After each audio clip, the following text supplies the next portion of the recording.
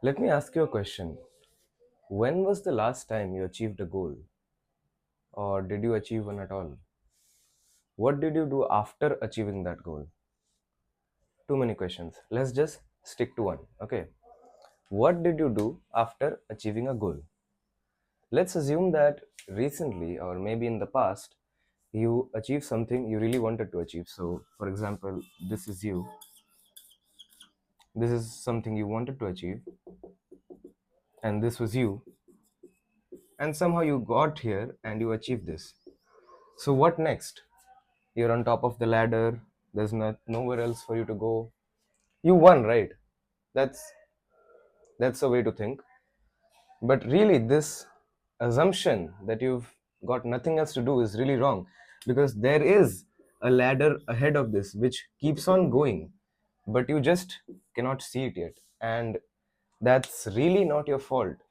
And that is where this video is going to help you to see this ladder, to see beyond your goals, because goals are not the bigger picture. I'll show you the bigger picture in this video. So, this is how far goals brought us, right? And however long this ladder is, wherever this ladder takes us, this is totally the work of systems. Both successful and unsuccessful people, like there's going to be people down here with you, right? There's going to be other people down here with you, but only you reached here, right? So both unsuccessful and successful people have the same goals. They're standing in front of the same ladder.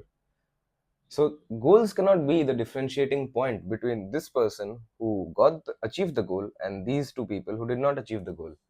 So goals cannot be the differentiating point, right? Goals create momentary change. Like, for example, let's say you want to run a marathon. This is you want to run a marathon. It's like 5 kilometers. All right. You finish running that marathon, and what do you do after that? You feel happy, you celebrate, and then you go back to bed. Just kidding. If you can run 5 kilometers, you're a pretty good runner, actually. So that's just an example, okay? So goals create momentary change. What you should be thinking is not, I have to run a marathon, not this. You should be thinking, I have to become a runner. That is what a system is, right? Also, another negative side of goals actually, a negative side of goals is that they create an either or conflict. I'll explain to you what it means. It's an either or conflict. What does this mean? That if you have a goal in your mind, either you achieve the goal and be happy, or you don't achieve the goal and you have a feeling of failure, right? So, enough of this. I've explained to you what the difference between goals and systems are, and now we're going to get deeper into how to actually build a system to avoid all this. All right. So the typical system looks like this. All right, just hear me out for a second. The typical system just looks like this.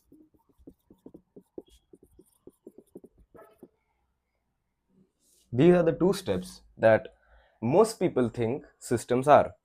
You think of an outcome and you take steps that align with this outcome to achieve this outcome. All right.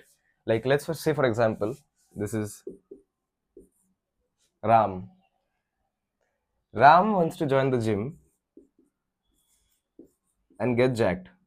All right. So first he starts here. His thinking starts here, that I want to get jacked. This is the outcome, like whatever it be, right? You want to run a marathon, you want to become a runner, you want to get fit. That's the outcome in your head. So everyone starts at the outcome, and then they go into the process. Like Ram thought, I'll get jacked, so he went to the gym. He started eating healthy, he started taking less calories and all that. But most people just leave it till here. They don't know that after this, there's another very crucial step which many people miss out. This step is called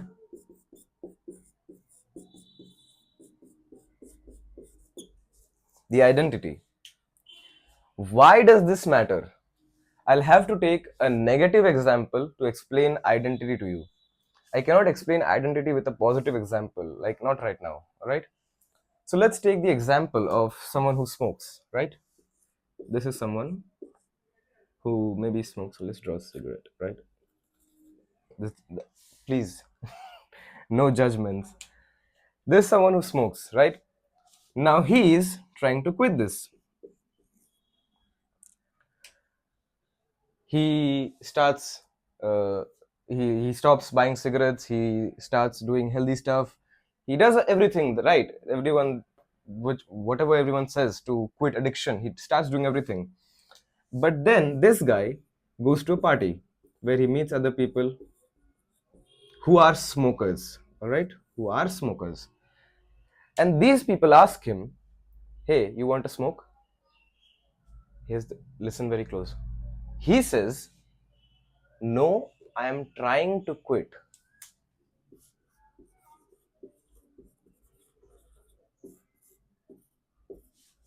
This is a very, very, very important thing. No, I am trying to quit. This is the sentence he says. Maybe they can convince him, like, oh, please, it's just one. Please don't worry. Nothing will happen. Maybe they can convince him. But in another scenario, this is one scenario, right? But in another scenario, he says, I don't smoke.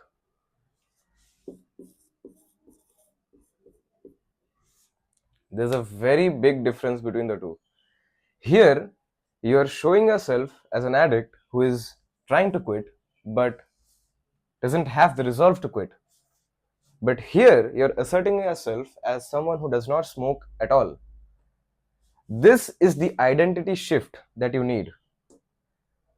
I would rather argue that before the process, most people do the thing. They think like this: 1, 2, and they stop here, but there's actually a 3.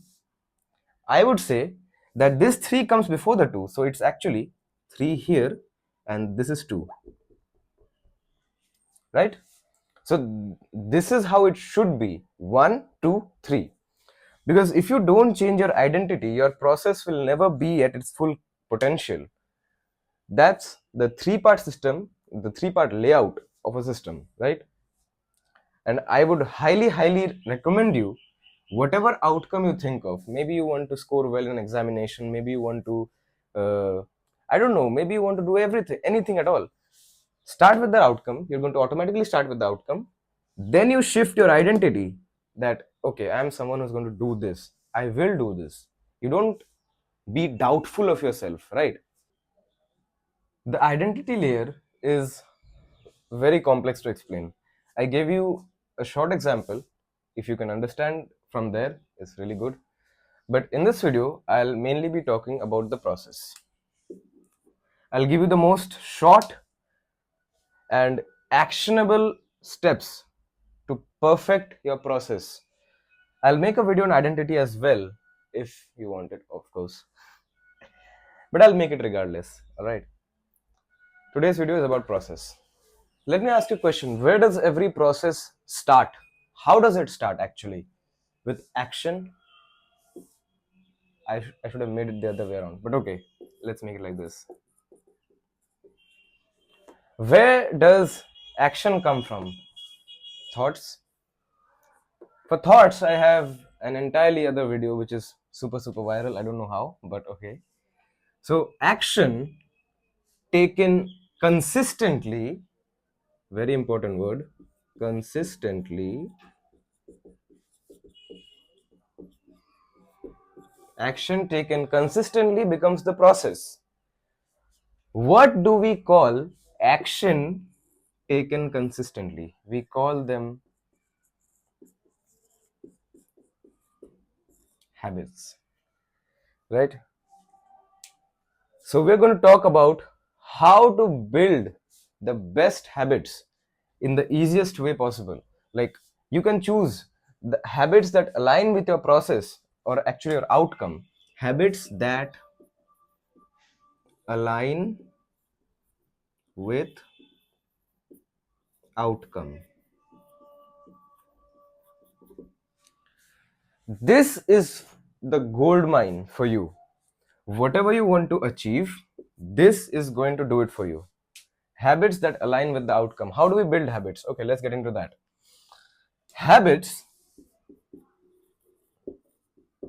have something called a loop, right? They have a loop.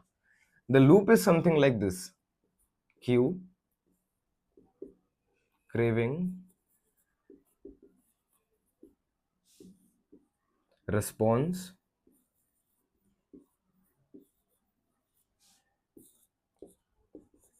reward. This is the habit loop. What are each of these? I'll explain very briefly because we have a lot of things to cover. Cue is something that you feel before doing an habit. Let's take an example, right? You are going to a vacation. There's a suitcase.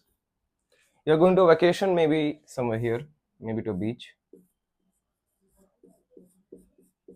right? There's waves. You're going here. Answer this question honestly for me. The last time you went to a vacation, you were more excited at point A. You were more excited at point A rather than point B because you were anticipating the vacation. You were anticipating that, okay, the vacation is going to be so fun. I'm going to do all this stuff and I'm going to enjoy a lot.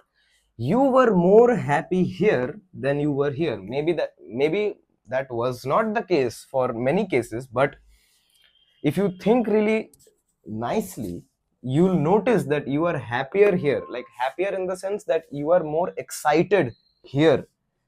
Why is that? Because your dopamine spikes here more than it does here. Maybe it's less, right? It's there, the dopamine is there, but it's less than this spike because anticipation is what we call the cue. So a daily life cue example would be something like you studying and then getting bored and then opening your phone. What was the cue here? The cue was getting bored while studying. That was the cue. That was the mental cue. You feel that now I'm bored and I'll open my phone and I'll get some stress relief, right? I'll scroll some reels. You are anticipating that, right? So this is the cue. Craving is what comes after the cue because you think of something that, oh, I'm going to get this, or I'm bored. Craving is the thing that you, okay, I need some stress relief, I'm going to scroll reels, I'm going to feel happy after that, I'm going to study more after that. You think all these things in your head in like the 5-second gap that you have before picking up your phone, right? This is a very very complex thing to explain in one video, but okay. Response is what you do. Of course, you pick up your phone, you scroll reels, and you get the reward of what? The craving. You think that, okay, I'll feel happy, I'll feel less stressed, and you get that momentarily. And it just keeps on going. The reward becomes a cue for another craving. Like, let's say you scroll reel for 5 minutes and then you become more happy and you think that, okay, I'll just scroll reel for 5 more minutes, and it just becomes like that. It's very complex, all right? But this is what the cue is, right? Just think about this and let me know in the comments whether it is true or not, because this is true for me. I can tell you, this whole situation is true for me, 101%. All right, so let's just go over quickly on how to form a habit. I'm not going to make this video too long. What the heck is this bee? I'm, I'm not going to make this video too long, but I'll try to include as much value as I can. So to form a good habit or to break a bad habit, we have 4 steps. 1, 2, 3, 4. Right? So the first step is to make it obvious. The first thing you should do whenever you are trying to form a new habit, maybe you are watching this video for the first time in your life. This is actually a concept from the book Atomic Habits. I'll just write it down here.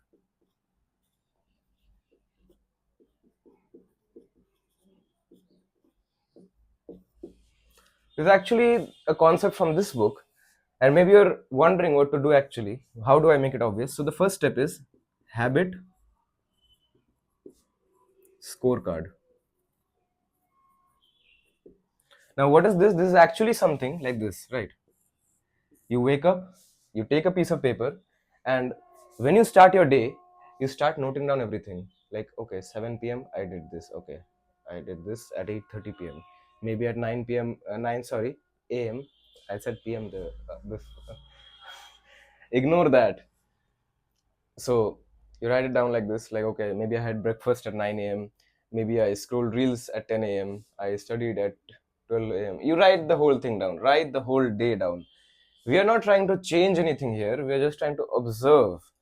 And the most important part of this habit scorecard is you note, you take note of what are the positive habits and what are the negative habits. So let's say that waking up and brushing your teeth is obviously a positive habit. I don't know in which world it wouldn't be. So you put a plus sign around it like this. Maybe scrolling reels was a negative habit. Of course it is. So negative. So you label all the habits like this and you just take note of what you do all day. All right.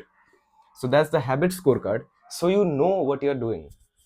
You can't change something before you know what you're doing, right? So that's step one. Step two is to set a time and place. Time and place.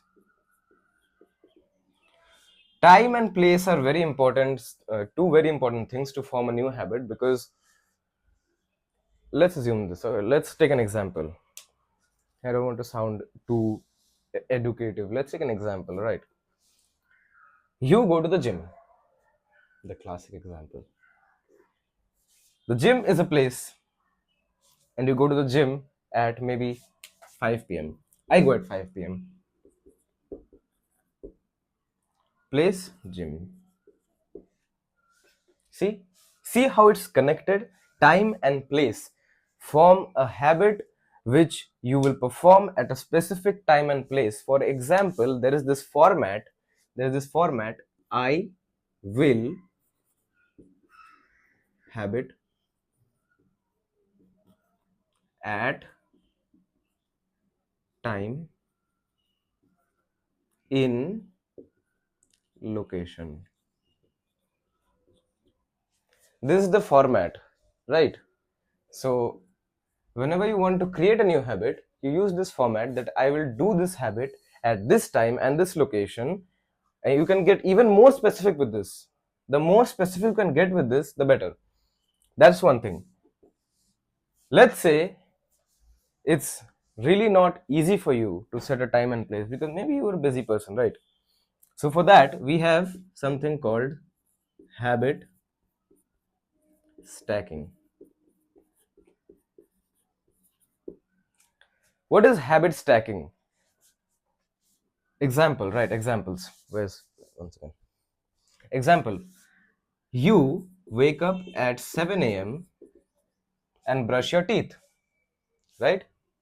Maybe you want to start doing skincare, right? But after you brush your teeth, you leave for your office and you forget that, okay, I had to do skincare. What's the most logical solution to this that anybody would say? Ki bhai ye kar lo na. Maybe you all are thinking it right now. Of course, you say ki bhai, wherever you're brushing, maybe there's the mirror. Wherever you're brushing, you keep the brush and all, and you also keep the skincare items right there. So what it does is it's stacking one habit on top of another habit that you already have. That is habit stacking. So try that. This also has a format. I'm not writing it down. Forget it. That's too much of work. To make it more obvious, to make the good habits more obvious, you have to change your environment.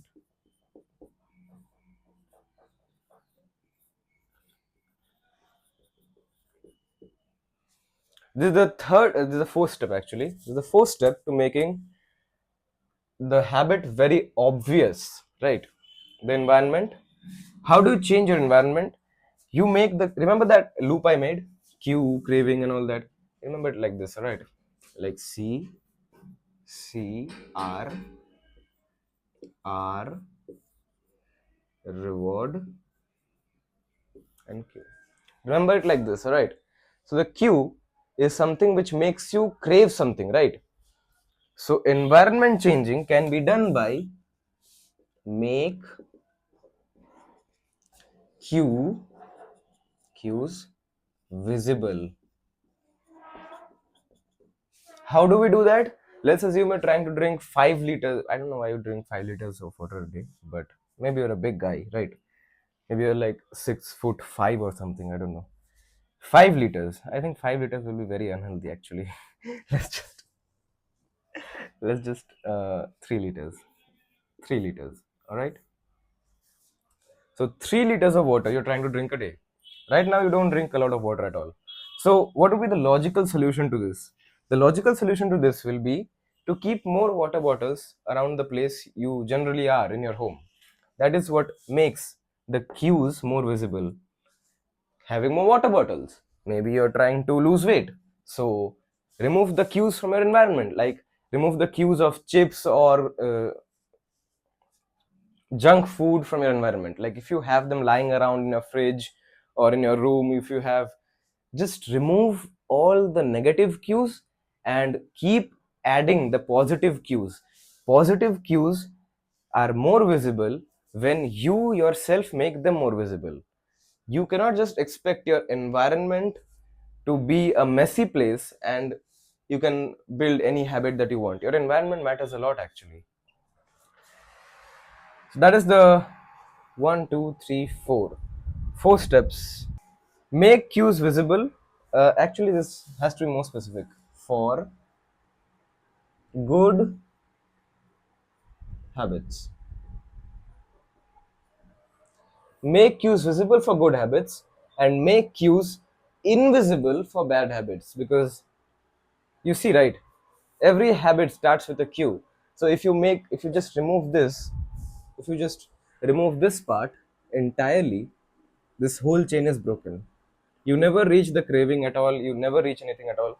If you remove the cue, the whole chain is just broken. So that's how to make it obvious. Now we're going to the next step, is to make it easy. How do you make something easy? A habit is made easy when you reduce the friction between you and that habit. So let's assume that this is you, right? This is the habit that you want to achieve. It's a good habit, right? And to this side is the bad habit. You don't want this.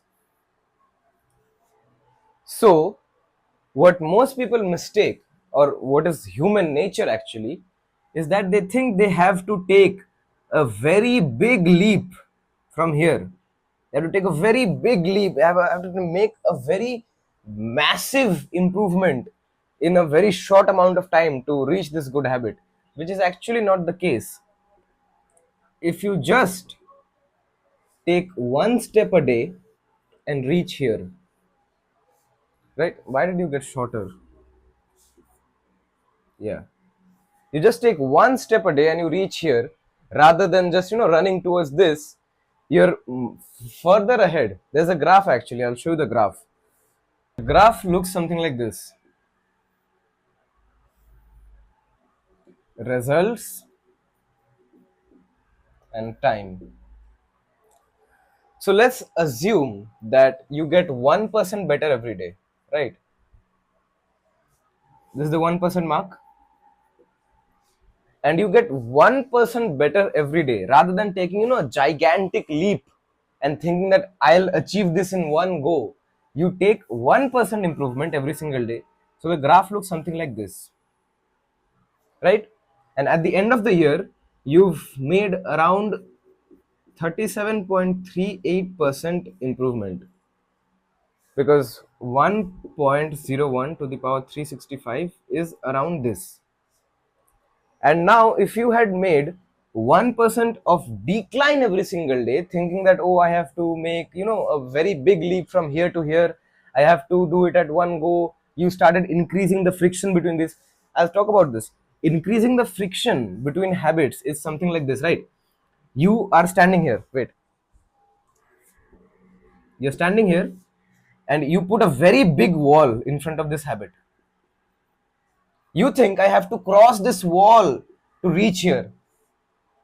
There's friction, but in reality, there's no friction between this bad habit and you. So you can just walk to it. You can just walk to it, and you can, you'll never improve this way. You have to remove this wall from here, and you have to put it here. Increase the friction between bad habits and decrease the friction between good habits. How do you do that? I'll talk about it. Wait. But let's finish the graph first. If you made 1% of decline every single day, the graph would look something like this. This is almost 0 point something something something. This is almost 0 something something something. You can calculate it, okay? You have to do like, I think 0.99 to the power 365 to get that. I think so. You can just check that out yourself. That is the results versus time graph. And if you made 1% of improvement every single day, at the end of the year, you will be 37.38% better at that compared to the almost nothing that you would have made if you were going downwards. So now let's get to the actionable steps. I've explained to you what making it easy means, right? So I'm going to get to the actionable steps first. So the first step, reduce friction. Reducing friction can be done in many ways. Let's say you go to the gym, right? And the gym, this is your house, and this is the gym. Let's say the distance between these two is, I go to a gym which is 4 kilometers away from my house. So 4 kilometers. Now for many, this would be a deal breaker. There's too much of distance.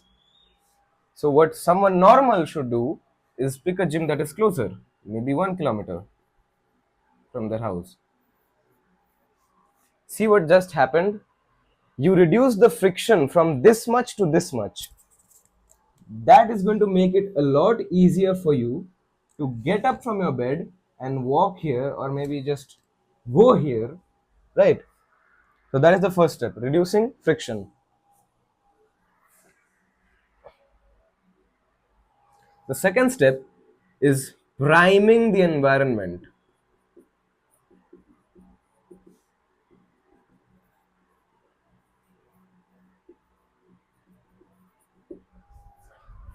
How do you do that? How do you do that? Let's say it's night time right now, all right? It's night time and you're going to bed. You promised yourself that next morning you would wake up and study. This is your table. You promised yourself that you would wake up and study the next morning, right? So what you do is, whatever the subjects you're going to study, this is something that I used to do as well, okay? मैं personally करता था ये, तो सुनो. What I used to do is, the subject that I'm going to study the next morning, I'm going to take the books of that subject and my pen, and I'm going to keep it on the table, so that whenever next morning I wake up, let's say it's morning now, next morning when I wake up, I'm going to walk to my table and the books are already going to be there. I don't have to think and find the books and, increase the friction even more between me and studying. So this is also a way of reducing the friction. You don't have to think a lot. You just wake up and you sit at the table and you start studying. That's something that I did as well. Okay, so you can follow this tip. Really, it's very helpful. And the third thing,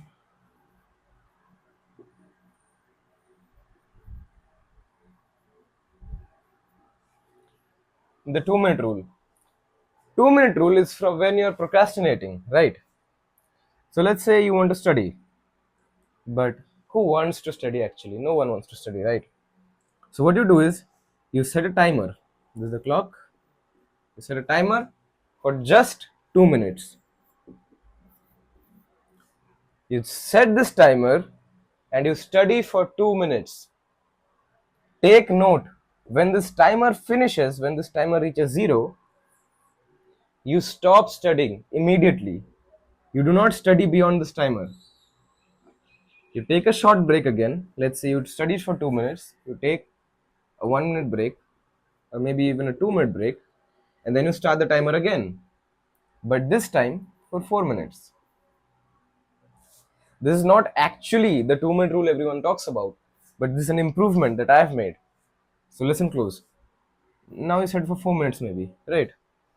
You study for 4 minutes, you stop, then you study for 5 minutes. Maybe by now you're warmed up. Maybe now you want to study. So then you can jump to maybe 20 minutes or 25 minutes or whatever you're comfortable with, right? So this is the 2 minute rule. You start with 2 minutes of something that you don't want to do, and you just keep it there. Keep it there. Don't force your brain to study beyond 2 minutes. If you've told your brain that you're going to study for 2 minutes, do that. Don't lie to yourself. Third step is to make it attractive.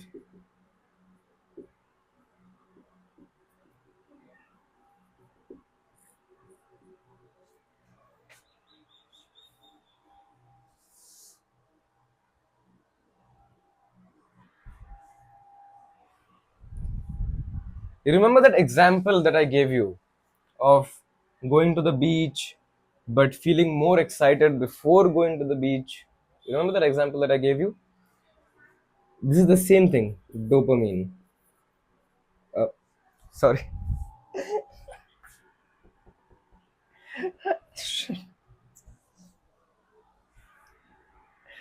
Dopamine. Are you seeing this right now?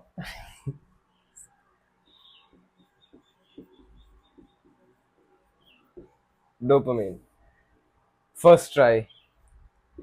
So, dopamine is the happy hormone. Many people think that dopamine is only released when you achieve what you were thinking about. That example, right? Dopamine is also released on anticipation, curiosity, excitement, right?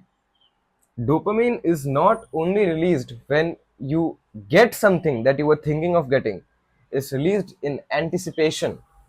So, when you anticipate a habit to be good, you're already excited to do it, right? I don't know why I made this arrow. One second. So how do we actually use this? भाई आजकल सब कोई बोल देता है ना कि dopamine dopamine use कैसे करते हैं?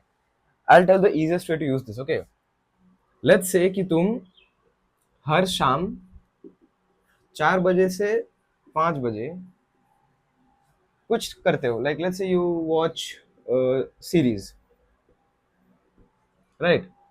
From 4 p.m. to 5 p.m. you watch Netflix series or maybe some documentary, maybe. All right. So what you do is, this is called habit pairing, like temptation bundling. इसका बहुत complicated नाम है in this book. I'll make it simple for you. Okay, 4 to 5 you watch some series. Now what you do is, if you're trying to go to the gym, five, sorry, what the heck, 5 to 7 maybe, you go to the gym. What? My brain is lagging today. 4 to 5 you watch the series, and 5 to 7 you go to the gym. So you see what you did.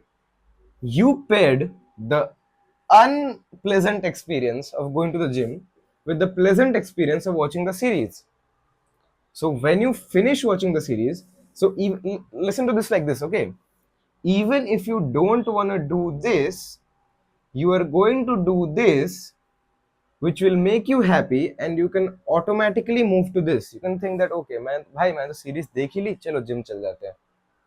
This is, try this out, okay? Try this out and let me know. I have paired.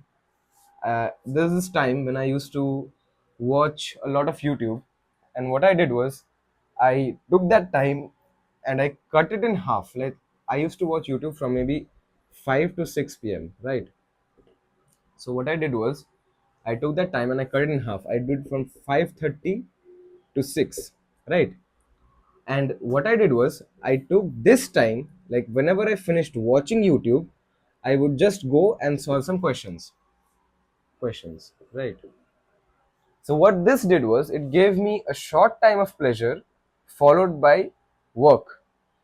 So both of these together give you more happiness. You see that okay, मैं तो enjoy भी कर लिया, मैंने काम भी कर लिया. Now I'm happier because dopamine is also released when you do hard work. Remember that. So this is a really good way to do it. Another way to make it attractive is to find groups. What do you mean by groups? Let's say you're trying to become a runner or become a cyclist. Two wide examples. Let's take something more specific. I'm trying not to take the gym again because please, I've taken that example like maybe 20 times by now. Gym. Let's say you're trying to get fit, right? You should be around people. This is you, skinny. You're trying to get fit. What you should do is be around people who are jacked, right? Like this example applies to everything, bro. If you want to become a topper, stay around the toppers. If you want to become a cyclist, stay around the cyclists. If you want to become a footballer, obviously you have to stay around footballers. It applies to everything. And this is very, very good because once you find someone you can rival with, this is a very good concept actually. Let's say this is you, right? And this is someone. Let's say Tim. You are a beginner. Tim has been going to the gym for let's say 2 months. You are at absolute zero. Now, the difference between Tim and you would not be much because people cannot make a lot of progress in just 2 months, right? You can catch up to him pretty easy. So, what happens after that is that let's say you were here right now, let's say you were here and Tim was here. After a few months, maybe you are here now and Tim is just a little ahead of you, like just a little ahead, right? So what this does is this builds healthy competition. You and Tim will push each other to become better. So that's why groups are a really good way to make or break a habit. Even if you want to break a habit, you can be around people who are trying to quit, right? It applies to everything. You can also make habits attractive if you associate them with a positive event, like positivity. Let's just write it like that, right? If you associate going to the gym as meeting new people, working on myself, making gains, that is the positive side. But if you look at the gym like this, like let's say, oh, I have to get up in the afternoon, I lose my nap time or whatever, I lose my series watching time. Those are the negative side effects. So what you should do is you should look at the positive side effects more than the negative side effects. You should not look at these all like they don't exist. So if you associate a habit with positivity, it will already be more attractive to you than a habit that you're trying to, associate with negativity. Like, oh, मुझे gym जाना है, भाई इतना दूर है घर से and all that. You're associating it with negativity and that's not going to work, right? It's going to make it more difficult for you. Now, the last step and the final step is to make it. I'm going to crash out today. I swear to God, satisfying. Right. I did not misspell it this time. So, how to make an habit satisfying? You can make it satisfying by adding an immediate reward, right? Reward. Immediately. You don't wait. Like, let's say you finish studying for 25 minutes, you reward yourself with 5 minutes of break time. Immediately, right? So what that does is it tells your brain that okay, if I study for another 20 minutes or 25 minutes, I'll get this 5 minutes of break time again and I can do something which I want to do, not something that I need to do, right? Studying is something that you need to do, but whatever you do in the break is something you want to do. So your brain craves this more than this. This is the work, this is the study, this is the break. Your brain, when you give it a reward after studying for 25 minutes, when you give it a reward, it thinks that, okay, if I do this, I'll get this. So your brain will try its best to do this as fast as it can, right? So that makes a habit very satisfying. Why is it? Yeah. Another way is to show up on the bad days. Show up on bad days. Please show up on bad days. Let's say you do 50 push-ups every single day, right?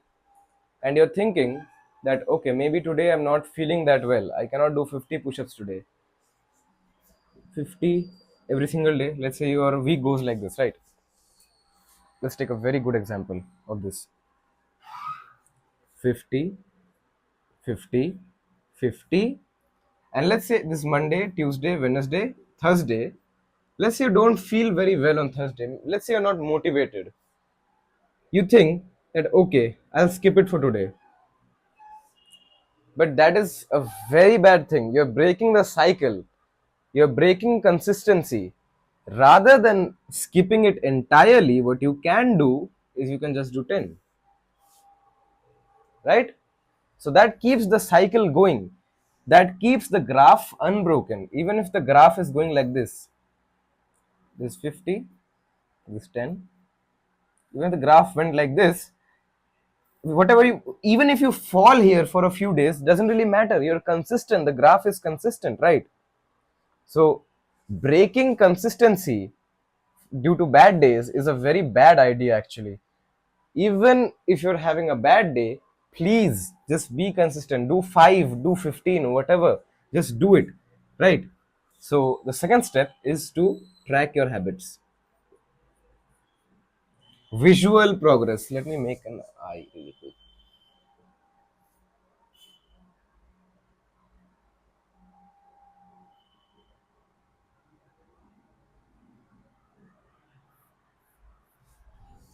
Track.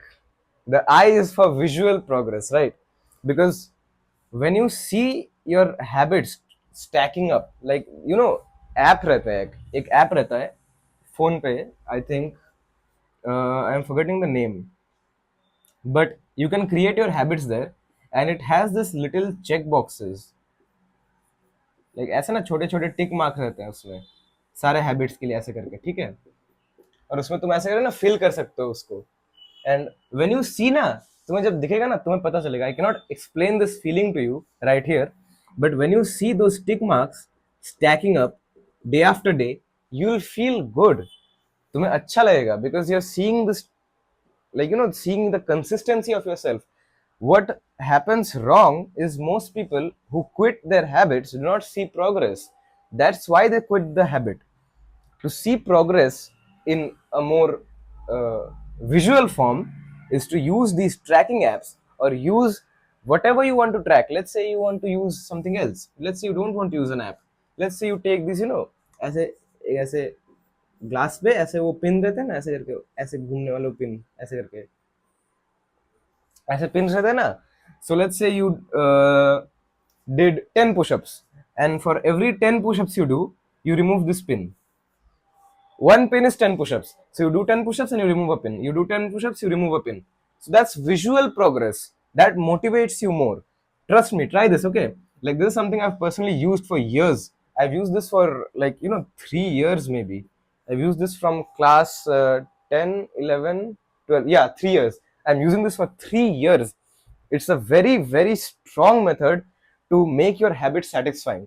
Like, this तो ये तो है ही लेकिन even more than this, I've used this is a better indicator of progress than anything else here, ठीक है?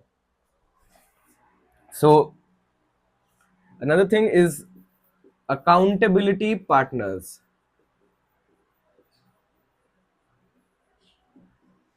Accountability partners क्या करते हैं? They are people who make you show up. Like देखो, I remember I took that example of you and Tim going to the gym at the same time. Tim is 2 months ahead of you, but then you catch up. You remember that example? They become rivals. Accountability partners are the same thing. You find a study partner. ऐसा ना तुम आजकल देखोगे, there are many study partners. Study groups रहते हैं. There are gym bros. That very popular term.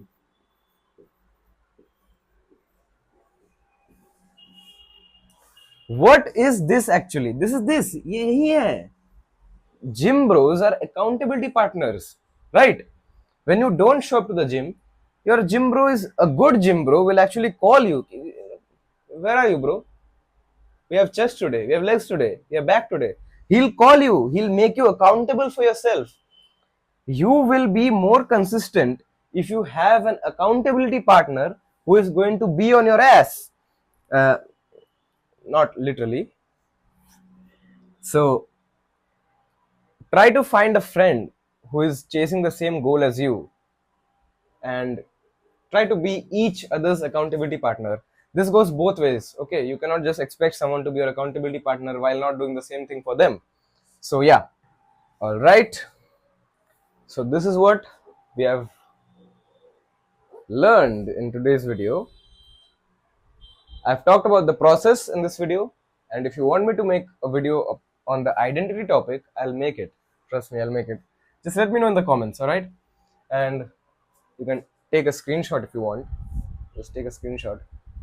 All right, and my voice is gone actually. Thank you so much for watching. I hope you learned something from this video, and this format that I'm trying of the whiteboard and stuff, I really like this idea. I wanted to implement it into my videos as well. So let me know if you like this idea as well. So yeah, thank you for watching.